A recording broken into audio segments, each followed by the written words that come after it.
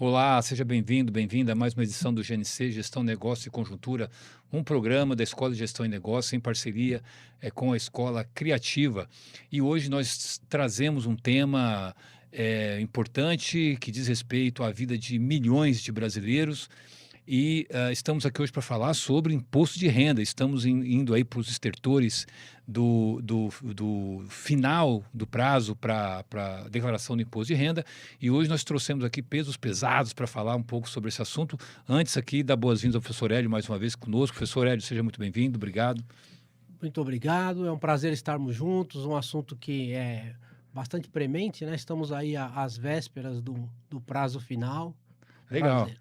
Obrigado. Professor Turíbio também conosco aqui. Professor, seja muito bem-vindo. Obrigado, professor Volney. Muito obrigado a todos que nos assistem aí, que vão compartilhar o link depois, porque é um tema importante. A pauta da sociedade brasileira nessas 2 semanas é exatamente a entrega da declaração anual do imposto de renda. Então, a gente convida a todos que tenham um pouco de carinho com esses dados que vão ser colocados, porque eles são muito importantes.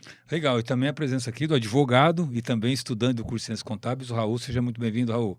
Obrigado, professor. Boa noite a todos. Agradeço aí o convite. Fico honrado de participar dessa banca aqui hoje. Imagina, o prazer é nosso. Esse espaço aqui é para professores e estudantes, sobretudo, né?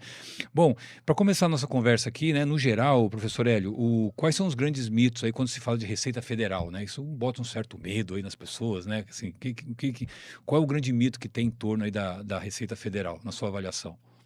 Olha, existe alguma temeridade de que algum erro inconsciente leve a uma consequência grave. Mas a Receita, na verdade, ela tem demonstrado disposição em tratar esses erros como erros.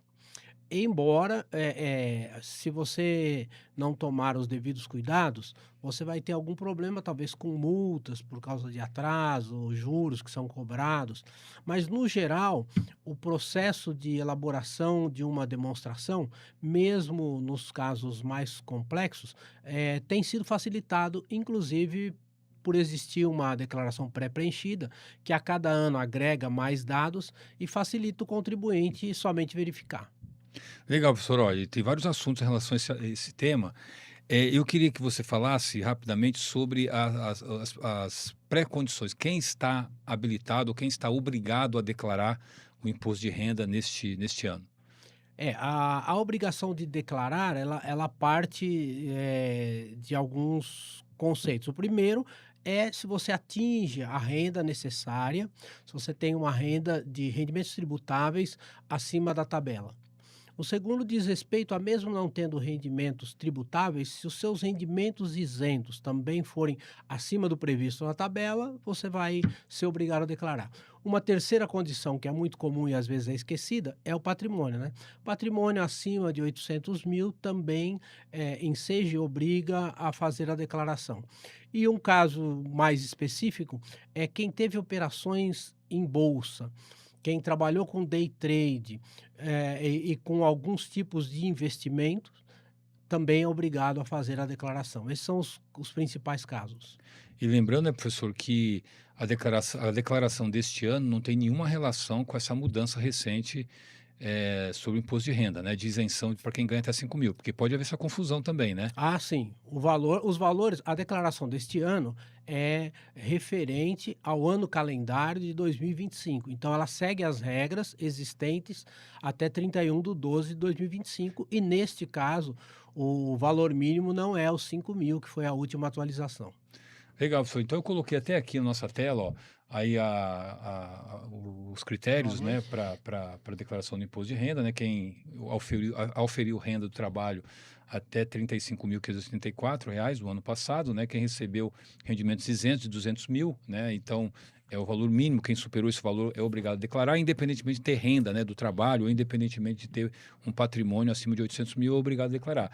E quem tem um patrimônio relevante acima de 800 mil, mesmo que não tenha tido renda, mesmo que não tenha tido rendimentos isentos, né? Ou seja, são obrigados a declarar se estiver dentro de uma dessas condições, é isso? Sim, essas condições e mais algumas outras que existem, mas que são mais raras, e as principais são alguns tipos de investimento e investimentos em bolsa.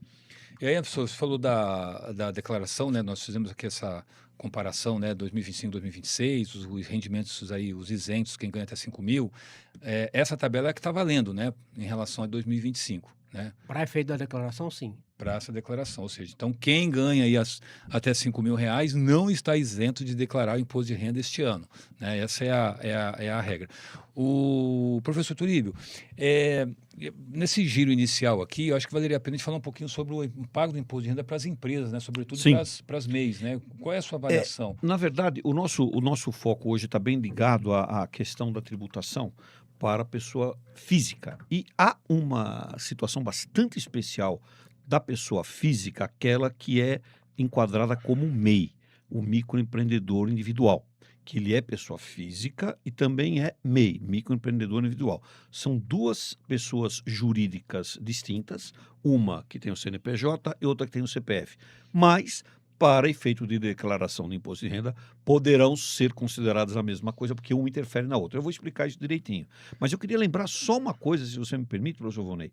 Na questão da obrigatoriedade da declaração, professor Eli e Raul, existe uma condição que não é incomum, que é comum para algumas pessoas que possuem o desconto do imposto de renda na fonte e que, durante o ano, sofreram, passaram por médicos, declarações de médicos, dentistas, hospitais, e agora, se apurar, ele pode ter direito à restituição. Então, mesmo que seja abaixo dos 35 e tenha direito à restituição, ele pode optar em declarar para receber esse dinheiro de volta eventualmente. É importante considerar isso também, né, professor Hélio? Isso é bem interessante porque a Receita está se propondo, inclusive, a mesmo pessoas que não fizerem a declaração devolver o valor. Ela para esse ano é uma novidade, né? Porque se você não declarasse, era muito comum, não declarava, o dinheiro ficava lá parado. Quando você declarasse, você. Mas a própria Receita, quando o indivíduo não é obrigado a declarar, ela diz o seguinte: eu vou processar da mesma forma, e havendo valor, não há imposto a recolher, nós vamos devolver eventual imposto recolhido. Então é uma um opção. benefício extra, Exato. mas ainda assim, como esse processo é novo, a recomendação é, se você tem valor a restituir, se você pagou algum valor, faça a declaração porque é mais seguro. Ainda é um processo que está em andamento. E eu queria, então, falar um pouquinho sobre o MEI. O que acontece com a pessoa física que é MEI, é o microempreendedor individual? Ele tem, vamos considerar, por enquanto, o MEI, sozinho, a operação dele como o microempreendedor individual. Ele pode ser um transportador, pode ser um consultor, um prestador de serviço qualquer. Ele precisa pegar tudo que ele faturou o ano passado, o total das notas fiscais que ele emitiu, tirar dali as despesas que ele teve com a MEI comprovadas, tem que ser despesas comprovadas, né? Despesas, custos, né? De representação, comprou equipamentos para a MEI, etc. Tira tudo e vai dar um valor. Esse valor aí é um valor importante, porque o que vai acontecer? A Receita permite que uma parcela desse total do faturamento seja deduzido. Então, por exemplo, se a pessoa é um transportador de carga, tem uma pequena indústria, ele pode pegar 8% desse valor e deduzir, tá? Desse valor. E aí, o que sobrar, ele vai deduzir desse valor do faturamento. Do faturamento total, menos o que ele gastou, sobrou um valor. E ele pega esse 8% e tira desse valor o 8%. E aí vai ser tributado. Então, o que acontece? Este valor que ele deduziu, os 8%, esse é rendimento não tributável, porque a Receita permite que seja não tributável. Agora, o que ele apurou, depois de deduzidas essa parcela isenta, que é o lucro chamado lucro presumido da MEI, né? E deduzido as despesas, o que sobrou passa a ser tributado. Ele precisa colocar na declaração de rendimentos tributáveis recebidos de pessoa jurídica, inclusive a fonte é ele mesmo, só que é o CNPJ da MEI. Só que esse 8% só vale para algumas categorias, por exemplo, indústria, o transportador de carga, o comércio em geral. Se ele for um transportador de passageiros, esse percentual dobra para 16%. E os outros serviços dobra de novo 32%. Então é muito importante que o MEI observe estas regras na hora de fazer a declaração, senão ele pode ter problema depois com a Receita. E lembrando que ele precisa ter também a declaração mensal, né? A declaração anual, anual simplificada, mais a mensal que ele faz lá, a apuração do INSS, do ISS, que ele pode deduzir também da receita bruta dele. Ou seja, ele tem que fazer a declaração como MEI e fazer a declaração... né, Isso, junto à Receita a Federal. declaração da MEI é muito simplificada, é um documento bem que ele gera muito, é uma página só. Tem um limite de faturamento aí, né? Parece que até 81. Tem 81 mil reais, isso. Mês que, né, oferiram No ano, até 81 mil reais. Né? Raul, a gente sabe que você, né, atua aí nesse segmento também da advocacia. Como é que você tem lidado com... E a gente sabe que você esteve, inclusive, recentemente no nosso núcleo de apoio fiscal, né? O professor Hélio pode até falar um pouquinho daqui a pouco sobre o núcleo. Como é que você percebe assim, a maior preocupação dos declarantes em relação ao imposto de renda? As pessoas têm muita dúvida de como declarar, quem declara, quem não declara. E eu percebo também que as pessoas têm muito medo, né? Esse leão realmente assusta a grande maioria da população. E as pessoas vêm porque acham que a Receita vai bloquear o CPF, vai ter problemas com o Pix, vai travar tudo, então a pessoa vem e faz.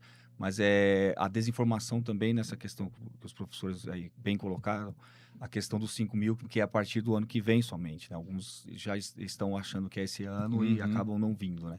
Outro ponto bem colocado é a questão das notas fiscais, que o professor Turibe colocou. Até para deixar claro, salvo engano, a emissão de nota fiscal da MEI não há obrigatoriedade ainda, né? Ele tem que declarar de onde ele teve o faturamento. Agora, a partir do ano que vem, aí é obrigado mesmo. Tem que ter. Ele precisa ter alguma coisa que comprove o faturamento dele, seja um recibo, nota fiscal, precisa comprovar para a Receita, porque senão vai dar uma não conformidade com a conta bancária, etc. Porque o MEI também tem uma conta bancária especial, é diferente da conta bancária pessoa física, né? Sim.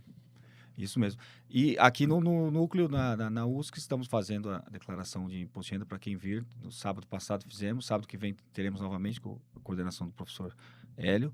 E gratuito. O pessoal vem. Muito legal atender as pessoas aí. Aliás, é uma ação de extensão da universidade muito importante, né? Que é exatamente prestar serviço à comunidade, né? De orientação sobre a declaração de imposto de renda.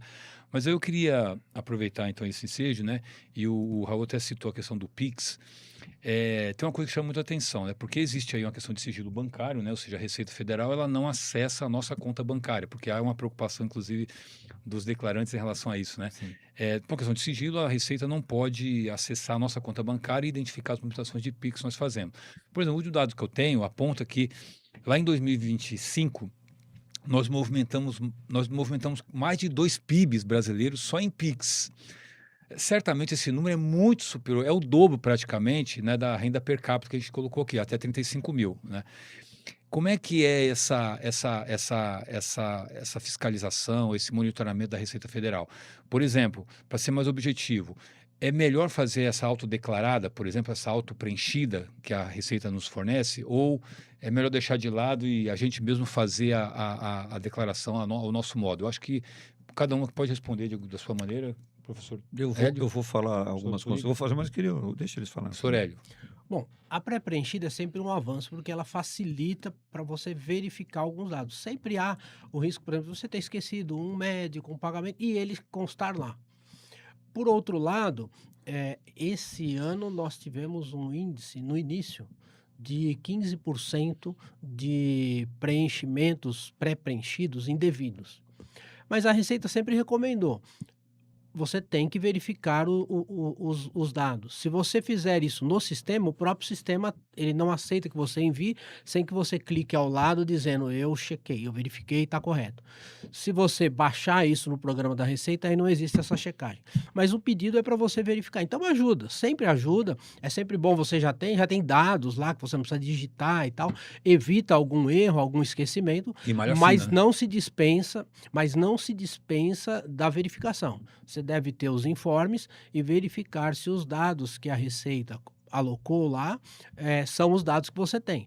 Além disso, a pré-preenchida é incompleta. Ela não tem todos os dados. Então, você não pode simplesmente falar está tudo ok e enviar. Você tem que verificar, porque há dados que hoje não são abrangidos pelo pré-preenchimento da Receita. Não há ainda nenhuma verificação de PIX e tudo mais, a não ser que isso tenha um volume incompatível. Eu acho que, inclusive, essa questão do PIB é porque muitos são transferências que não representam, se fosse em termos contábeis, né, não representa valor agregado. Tá? O que que Uhum. acontece? Eu transfiro para mim mesmo, eu transfiro para minha mulher, que depois me devolve. Então, o Pix não é despesa necessariamente, não é Perfeito. gasto, não é consumo e não é receita de quem recebe. Então, mas a gente espera, não no sentido de esperançar, né?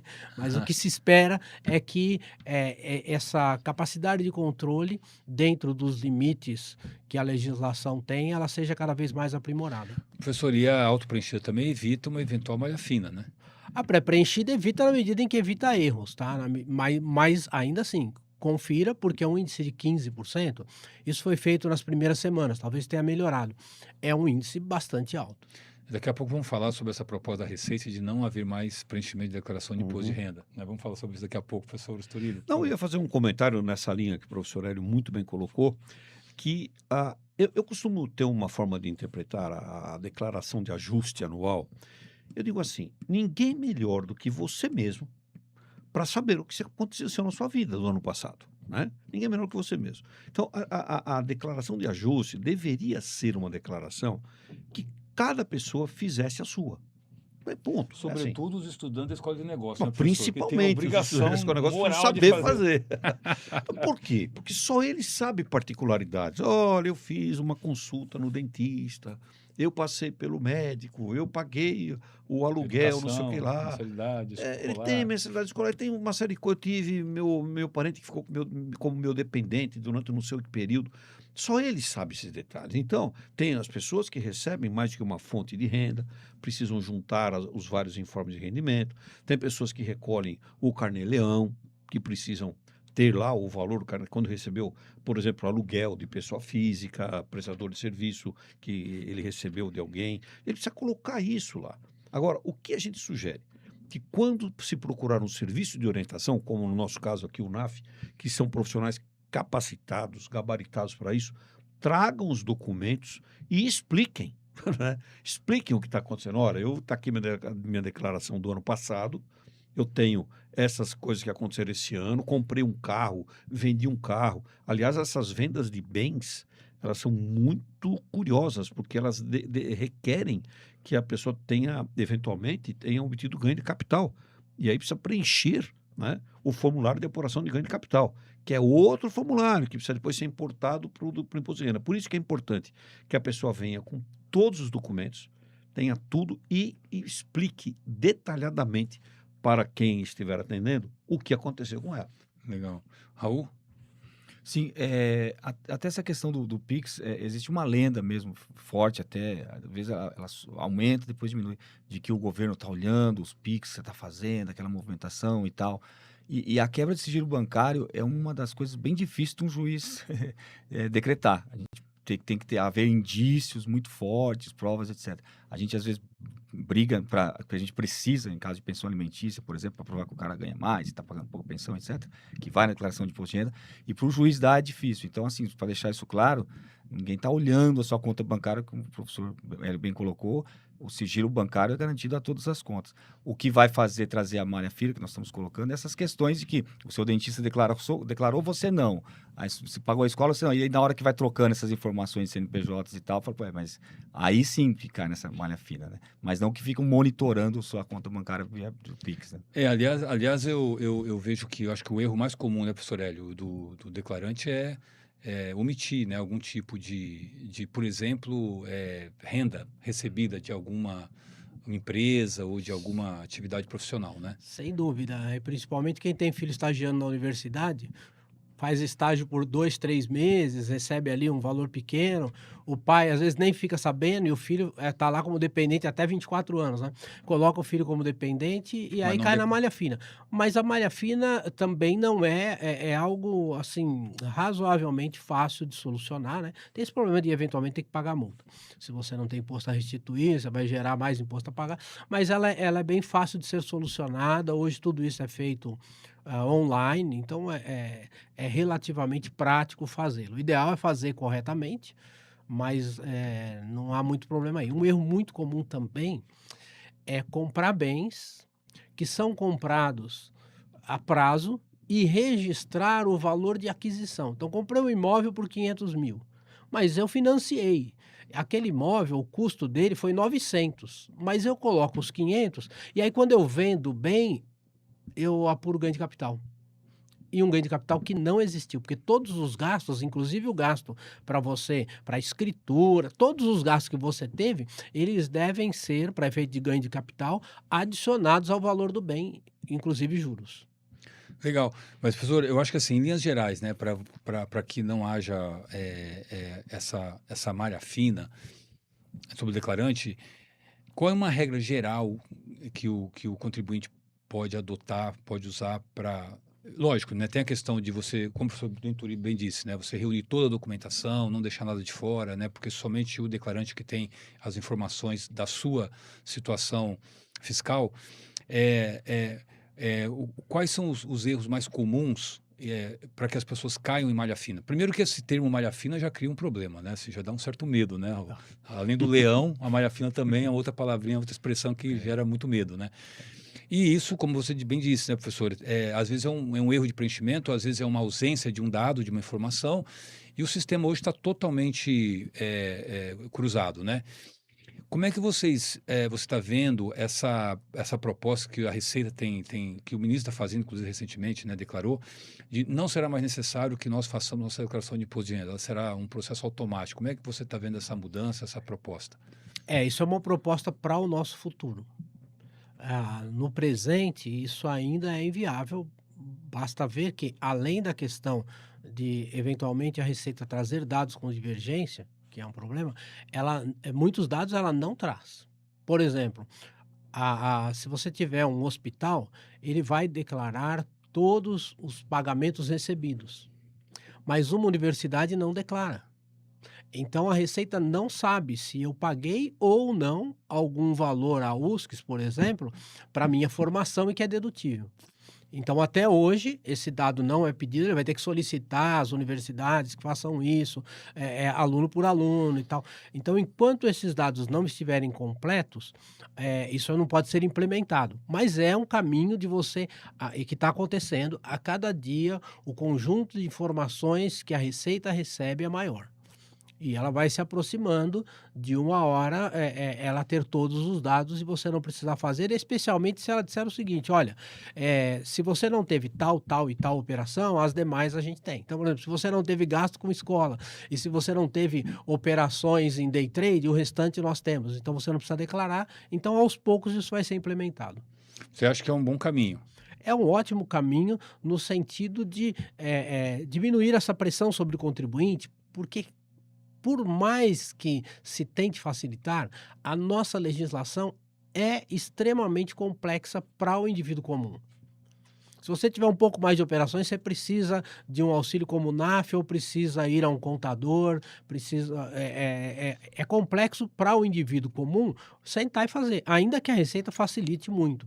Não é para todo mundo, quem tem um pouco mais de operações é só uma parcela da população, mas tem dificuldade. Então, à medida em que ele fala assim, poxa, alguém fez lá tal, eu só referendo, eu só dou ok, ou nem preciso mais dar o ok, melhor e mais tranquilo. Doutor Toribio, eu acho que uma receitinha de bolo geral que a gente pode usar, né, quando vai declarar imposto de renda, você pensar assim, ó, a sua renda variou 100 e o seu patrimônio variou menos que 100. Tá ok. Se a renda variar mais de 100, tem problema. Precisa ter um cuidado aí. Precisa ter um cuidado pelo seguinte, ó, isso que você colocou é muito importante, Ivonei, porque é um erro comum das pessoas, né? As pessoas ficam declarando, omitem rendimentos, ou compram coisas com o dinheiro dos outros, comprou o Sorelli colocou, comprou a prazo, joga o valor total lá, só que está pagando ainda. Então, precisa ter um alinhamento, uma compatibilização entre a variação do patrimônio da pessoa, a variação patrimonial, com o que ela recebeu. Só que imagine que você recebeu 100 e o teu patrimônio variou 90. Opa, legal. Só sobrou 10. Você viveu o ano inteiro com 10? Esse é o ponto. Você viveu 10, você usou os 10 o ano inteiro, ou seja, menos de um por mês. Esse é um problema. Tá? A Receita vai olhar isso, é evidente. Então, tem que ser compatível, tem que haver compatibilidade. Então, agora, essa compatibilidade é só mesmo um profissional que vai dar o atendimento no NAF, ou a própria pessoa pode fazer e entender isso. Agora, uma coisa importante que eu queria deixar bem claro aqui, essa questão da guarda dos documentos. Porque sendo a pré-preenchida ou numa situação de futuro, onde nós já receberemos a declaração pronta, você não precisa declarar que nós já temos tudo aqui, como o professor Hélio falou, guarde os documentos. Porque a única forma que você terá de justificar uma eventual inconsistência que você tenha detectado é documental. Então você precisa estar com o documento na mão e mostrar, olha, está aqui o documento. Por exemplo, o professor Hélio citou agora há pouco a questão do patrimônio, né, professor Hélio? Você comprou lá, por exemplo, você tem na sua casa, você de fato você instalou um novo sistema de iluminação na sua sala, por exemplo. Você colocou luzes de LEDs coloridas, não sei o quê. Aquilo é uma melhoria que você fez na sua sala. Se você tiver esses documentos, você pode incorporar no valor do seu patrimônio, do seu bem. Mas você tem que ter documentado. Ah, mas o que eu ganho com isso? Você ganha que o seu patrimônio, que valia 200, passou a valer 210. E quando você vender esse patrimônio, você vai pagar menos imposto sobre o ganho de capital. Então, é preciso ter esses documentos todos guardados para comprovar as variações patrimoniais, comprovar se há compatibilidade do que sobrou com o que você viveu no ano. Muito cuidado com a questão do cartão de crédito, porque algumas coisas que você compra, por exemplo, eu dei o exemplo aqui da iluminação de LED que você pôs na sua casa. Você põe lá pagamentos efetuados, você menciona lá, comprei o LED da empresa, não sei o quê, e paguei 10. Legal. Só que essa conta de 10 também está no seu cartão de crédito. Então, cuidado, se você lançar a conta de cartão de crédito total lá, vai ter um problema. Por quê? Porque você está lançando 2 vezes o pagamento, e que não é consistente. Você falou de lucro aí, o lucro imobiliário, né? No caso, os 210. Se eu vender a casa por 250, por exemplo, eu pago imposto de sobre 40. Isso, Perfeito. você tem que preencher o formulário de apuração de ganho de capital, e você vai dizer custo de aquisição, 200, 210. Aliás, o próprio formulário vai aparecer as deduções possíveis lá. Vendeu por quanto? 240. Né? E aí ele vai te dizer quanto você apurou de lucro, já vai te dar o lucro que você tem que pagar, imposto sobre ele. Uhum. Raul, você que está no curso de contábeis aí, de que maneira o curso de contábeis tem te ajudado aí a decifrar esse universo aí fiscal do país? É bem difícil. Quando você vai estudando, você vai ver o quanto você não sabe, né? E aí você vê que um abismo é muito maior do que você pensava. Então, Raul, você tem uma frase de um filósofo americano, Will Durant, que dizia assim, a educação é descobrir a nossa progressiva ignorância. Sim, com certeza, é verdade. Realmente é um arcabouço assim misterioso e eu entrei bem no meio ou quase chegando à reforma tributária, então é um negócio maluco, mas é bem interessante, consigo ver com um horizonte melhor agora as questões fiscais, tributárias, etc., mas sempre verificando que o negócio é bem mais complexo do que a Raul, e gente você pensa. já como advogado, você tomou a decisão de fazer contábeis, né? Teve alguma razão específica para isso? Não? Tem a ver com o seu trabalho? Tem a ver, mas eu quero que tenha mais a ver. Eu quero ampliar o leque para atender pequenos empreendedores, tal, Legal. empresários, etc. Professor Hélio, em relação ao imposto de renda, estamos indo já mais para o final do nosso programa. O que é melhor para o contribuinte? Ele entregar a declaração incompleta e corrigir depois, ou ele entregar a declaração atrasado e pagar a multa? Não, é sempre melhor que ele entregue, nem que seja zerada, porque isso evita a multa. Ele vai poder fazer uma declaração retificadora, naturalmente, né? Não deve demorar anos, mas assim, se 1 mês ou 2 meses depois ele fizer, não tem nenhum problema, não tem multa, não tem nada. Ele vai ter a vantagem de ganhar algum tempo. Então a gente recomenda, se você não tem todos os dados, ou se você falar, nem sei muito bem o que fazer, entrega, nem que seja em branco, né? Preenche os dados cadastrais e deixa o restante e em seguida junte os documentos no menor tempo possível e refaça. É muito melhor do que ter uma penalidade, porque essa penalidade ela é pesada. Apesar de ser lá 165,74, ela é também 20% do imposto devido, mesmo que já pago. Então, se no ano você tinha 30 mil de imposto a pagar e a fonte pagadora, a empresa já reteve na fonte o valor, a multa vai ser calculada sobre os 30 mil. Então, vai falar, não tive nem imposto a pagar, tal, tive até restituir um trocado. Mesmo assim, você vai pagar uma multa que é pesada. Se não tiver nada a pagar, aí ainda tem o 165, preenche DARF, não é a melhor coisa a fazer, não. Entrega de qualquer forma. Ou seja, entrega do jeito que está e aí faz a Retifica retificadora depois. Né? Exatamente. Professor Turíbio, na Escola de Negócios nós temos as disciplinas ligadas à área fiscal, né, que são transversais aí a Sim. todos os cursos, né, de administração, economia, contábeis, né? Como é que você vê essa temática, né, na matriz curricular do curso de administração? Não só no curso de administração, como também nos cursos tecnológicos. Isso é muito importante. Os alunos são convidados a entender a contabilidade, tanto é que nós temos as disciplinas de contabilidade desde o início, e as disciplinas de gestão financeira também acontecem durante o curso. Então, é muito importante que o aluno da Escola de Gestão de Negócios, qualquer que seja o curso, seja de administração ou seja dos 7 cursos tecnológicos que nós temos, que ele esteja plugado, esteja ligado às questões do dia a dia tributário, tanto é que nós convidamos eles a falarem disso e aprenderem sobre isso. Muito bem. Bom, nós estamos caminhando já para o nosso final aqui de programa e, enfim, são vários assuntos para serem tratados, mas nosso tempo é limitado. Eu gostaria de ouvi-lo rapidamente aqui com palavra final. Raul, quer fazer suas considerações finais aí para a gente encerrar? Só para lembrar a data que termina a declaração de imposto de renda, é 29. Dia 29 de 29 maio. de maio. Não, esse fim de semana é o próximo. Perfeito. Sexta-feira. É importante deixar isso claro, que quem puder vir no sábado, estaremos aqui, né, professor, das 9 à 1, né? É muito importante que venha, até porque existe sempre o risco. Na última hora você não acha documento, na última hora você não lembra de alguma coisa. E, embora isso tenha sido até bem trabalhado, a gente corre o risco de ter aquelas panes, porque muita gente entregando, né? Nós temos município que tem só 30% de entrega. Os últimos dados de São Caetano davam 30%. Os do país estavam em torno de 60%, já haviam entregue. E aí dá uma sobrecarga no sistema e fica aquela dificuldade, né? De, puxa vida, a Receita não fez a parte dela, mas também é muito difícil manter um sistema com um gargalo imenso, além do risco para você mesmo, né? Professor, e lembrando que o NAF continua atendendo aí, né? O NAF continua atendendo, no sábado das 9 à 1 nós estamos aqui, não é preciso fazer nenhum cadastro, nem nada, pode chegar, por ordem de chegar nós atendemos, e foi até bem tranquilo, né? Então, tivemos bastante alunos aí participando, é bom para os alunos e bom para a comunidade, que é o que a gente deseja. Legal. Professor Turíbio, palavra final. Eu queria agradecer muito essa oportunidade de nós falarmos de um assunto tão importante e sugerir que as pessoas levem a sério a declaração de imposto de renda, até porque é um momento de refletir sobre a sua vida pessoal, a sua vida financeira, a sua vida tributária, o seu patrimônio.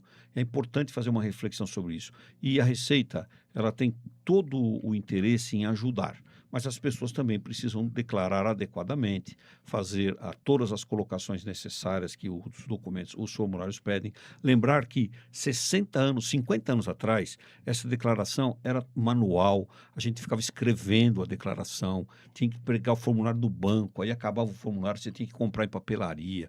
Hoje você não faz mais nada disso, está tudo disponível na internet com uma facilidade gigante. Então, aproveite esse momento para aprender como funciona e faça certinho.